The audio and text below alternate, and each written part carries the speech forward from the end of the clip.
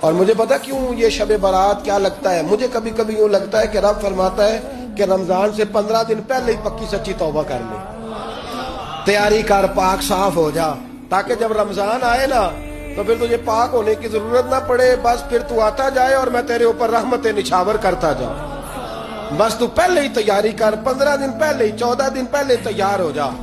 کل رات اپنے آپ کو ذہنی طور پر تیار کریں، بچوں کو تیار کریں، گھروں کو تیار کریں۔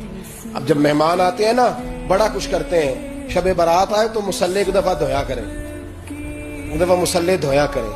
فرش دھوتے ہیں نا، مہمانوں نے آنا ہے تو ایک کمرے کا فرش دھو کے صاف کریں کہ خواتین نے یہاں ساری رات نماز پڑھنی، یہ ارادے بنائیں۔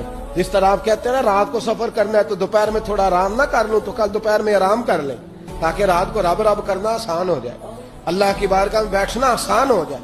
مکمل طور پر ذہنی طور پر اپنے آپ کو تیار کریں۔